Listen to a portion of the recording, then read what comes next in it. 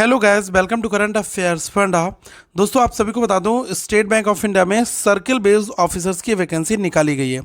देखो guys, SBI में as an officer आप एंट्री ले सकते हो, या तो फॉर्म भरा जाता है प्रोविजनरी ऑफिसर का, जिसको जो फ्रेशर कैंडिडेट हैं वो लोग भरते हैं। बट जो एक्सपीरियंस कैंडिडेट हैं, अगर वो किसी अदर इंस्टीट्यूशन में वर्क कर रहे हैं, अगर वो एसबीआई में एज एन ऑफिसर जाना चाहते हैं, तो वहाँ पर उनके लिए एक फॉर्म निकाला जाता है सर्किल बेस्ड ऑफिसर। तो एसबीआई के जो डिफरेंट डिफरेंट सर्कल्स होते हैं उसमें ये सेपरेट वैकेंसीज आती हैं। जैसे कुछ सर्कल्स मैं आपको बता रहा हूँ, भोपाल सर्किल है, भुवनेश्वर है, हैदराबाद है, जयपुर सर्किल है। तो इन सारे सर्कल्स में यहाँ पर रिक्रूटमेंट निकाला गया है। ठीक है, अब ये वैकेंसी भी अच्छी खासी है, थोड़ी बहुत वैकेंसीज यहाँ पर नहीं है। आप देख सकते हो जो भोपाल सर्किल है उसमें गाइस टोटल 175 लोगों के लिए वैकेंसीज निकाली गई हैं। भुवनेश्वर 175, हैदराबाद 175 और जयपुर के लिए 200 हैं। फिर बाकी कोलकाता में 175 है, महाराष्ट्र में 200 है, और नॉर्थ जो ईस्टर्न है सर्किल जिसमें स्टेट आते हैं असम, अरुणाचल प्रदेश, मणिपुर, मेघालय, मिजोरम, नागालैंड, त्रिपुरा, तो यहाँ पर 300 पोजीशंस हैं। आप देख लेना, जिस स्टेट के लिए आपको जो सर्किल अच्छा लग रहा है आप उसी सर्किल में ही रहेंगे और वहीं के लिए आप अप्लाई यहाँ पर कर पाएंगे। ठीक है, अब ये टोटल हो जाती हैं 1400 वैकेंसीज, और इसमें जो आपकी बैकलॉग वैकेंसीज है उनके बारे में भी मेंशन कर रखा है।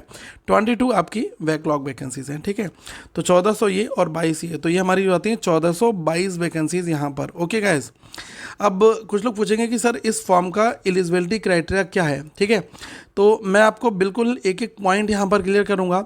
गाइस, केवल ग्रेजुएट अगर आप हैं तो आप इस फॉर्म को भर सकते हैं, कोई ऐसा परसेंटेज का यहाँ पर सीन नहीं दिया गया है। ठीक है, एज की अगर हम बात करें तो 21 साल मिनिमम है और मैक्सिमम 30 साल है। तो 21 से 30 के बीच में जो भी ऑलरेडी वर्किंग कैंडिडेट हैं वो यहाँ पर भर सकते हैं।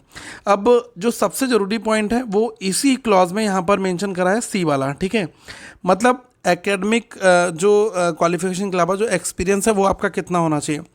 देखो गाइस, जो भी यहाँ पर डॉक्यूमेंटेशन मांगा जा रहा है वो आपका 30/9/2022 तक का मांगा जा रहा है। मिनिमम 2 साल का एक्सपीरियंस होना चाहिए। Post essential academic qualification as on this date as an officer in any scheduled commercial bank or any regional rural bank as a listed in second schedule of Reserve Bank of India. देखो इसका मतलब क्या है, आपके पास 2 साल का experience होना चाहिए। ठीक है, किसी भी शेड्यूल्ड कॉमर्शियल बैंक में या आपके पास आरआरबीज में। ठीक है, अब यह है क्या चीज़, जैसे आप एक private bank, HDFC bank, axis bank, ICICI bank, यहाँ पर एज एन ऑफिसर आप वर्क करो और आपके पास में 2 साल का सर्विस रिकॉर्ड है, 2 साल आपने वर्क कर रखा है। ठीक है, तो फिर यहाँ पर आप अप्लाई कर पाओगे एसबीआई में एंट्री लेने के लिए। ठीक है, एज एन सीबीओ आप यहाँ पर कर सकते हो।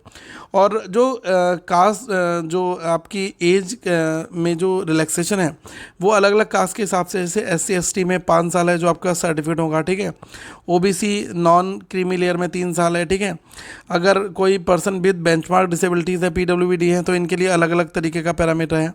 तो ये सारे रिलैक्सेशन आपको यहाँ पर मिलेंगे। ठीक है, बट जो सबसे ज़रूरी चीज़ है वो है 2 साल का किसी भी शेड्यूल्ड कॉमर्शियल बैंक में आपका एक्सपीरियंस होना चाहिए, या फिर आरआरबीज में आप हो। कोई पर्सन अगर आरआरबी पीओ होगा तो वो यहाँ पर 2 साल बिताने के बाद वो यहाँ पर आ सकता है एसबीआई में। ठीक है, तो ये चीज़ यहाँ पर है गाइस। ओके, और वैकेंसीज अच्छी खासी यहाँ पर निकली हुई हैं। और एक चीज़ और ध्यान रखना, इसी नोटिफिकेशन में जो सी वाला क्लॉज था उसको ये वाला काफ़ी लोग मिस कर देंगे, ये भी देख लो।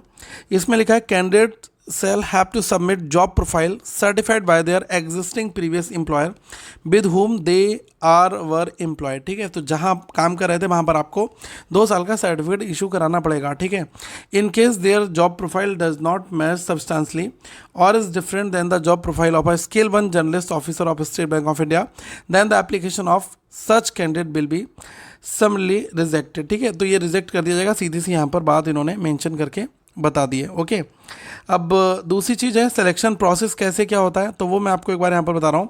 ऑनलाइन टेस्ट है, स्क्रीनिंग है और इंटरव्यू है। ठीक है, ऑनलाइन टेस्ट में क्या है कि इंग्लिश, बैंकिंग नॉलेज और जनरल अवेयरनेस, इकोनॉमी और कंप्यूटर एप्टीट्यूड, तो ये आपका होगा। जिसमें गाइस जो सबसे इंपॉर्टेंट सेक्शन है वो आपका बैंकिंग वाला, जो आपकी एक्सपीरियंस बैंकिंग बेस्ड है वो आपके 40 क्वेश्चन 40 नंबर के।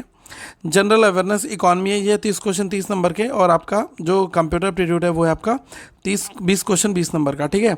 तो ये सबके लिए अलग अलग टाइम मिलेगा, जैसे पहले आप इंग्लिश बनाओगे तो 30 मिलेगा, फिर बैंकिंग के लिए 40 मिनट है, फिर 30 मिनट आपको जनरल अवेयरनेस और इकॉनमी के लिए है, और 20 मिनट कंप्यूटर के लिए, ठीक है।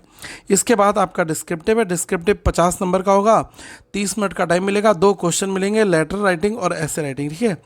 और नेगेटिव मार्किंग लिखा है, there will be no penalty for wrong answers marked in objective test, ठीक है। मतलब यहाँ पर आप कितना भी पूरा पूरा पेपर बना कर आओ, नेगेटिव मार्किंग का कोई भी पैरामीटर प्रोविज़न यहाँ पर नहीं रखा गया है। There will be no penalty, ठीक है, कोई भी पेनल्टी यहाँ पर नहीं जाएगी। फिर यहाँ पर स्क्रीनिंग है आपका, ठीक है। स्क्रीनिंग टेस्ट के बाद में मेंशन करा है इन्होंने इंटरव्यू। स्क्रीनिंग में क्या लिखा है कि online application and documents of the candidates who are shortlisted based on performance in online examination will be placed before the screening committee, ठीक है। तो ये चीज़ें हैं, the screening committee constituted by the bank will examine whether the candidate fulfil the required eligibility criteria of the experience, the committee will match the job profile submitted by the candidate, ठीक है। तो ये यहाँ पर बहुत बहुत important phase यहाँ पर रखा गया है, तो इसको आप एक बार देख लेना, ठीक है। फिर आपका इंटरव्यू है, ओके। और इंटरव्यू के बाद में ये आप देख लो, एप्लीकेशन फॉर्म की जो फ़ी है वो है आपकी 750 रुपीज़, और जो SC ST PWD कैंडिडेट्स हैं इनके लिए नील है फ़ी, और जनरल EWS OBC के लिए 750 यहाँ पर रखी गई है, ओके। तो आप लोग इस फॉर्म को भर सकते हैं गाइस, और बाकी और भी गाइडलाइंस हैं, आप इसको पढ़ लेना। और जो आपका करंट अफेयर्स वाला इकॉनमी पोर्शन है वो आपको करंट अफेयर्स फंडा की ओर से हम प्रोवाइड करा देंगे, ये A to Z आपका हम कवर करा देंगे, ठीक है। तो आप इस ईयरली मेंबरशिप में ले लो, क्योंकि इसमें जितने भी current affairs day to day life में आते हैं वो सारे आपको मिलेंगे, और जो बंदा आज इनरोल करेगा आने वाले 2023 इसी से मंथ तक उसकी वैलिडिटी यहाँ पर गाइस रहेगी, ठीक है। तो ये कुछ चीज़ें हमने यहाँ पर आपके लिए दे रखी हैं, ठीक है। और डिस्क्रिप्शन में लिंक दे दूंगा, सो दैट आप वहाँ से इजीली इसको पढ़ सकते हैं। आप जॉब करें कहीं पर भी हो, PDF डाउनलोड कर लें और PDF को थोड़ा सा व्यू करते रहें, तो आपका ये वाला पोर्शन कवर हो जाएगा। एज सच बाकी कोई बड़ी प्रॉब्लम यहाँ पर नहीं आएगी, ओके। और डिस्क्रिप्शन में लिंक दिया गया ताकि आप इसमें इनरोल कर पाएँ लिंक पर क्लिक करके। Thank you guys.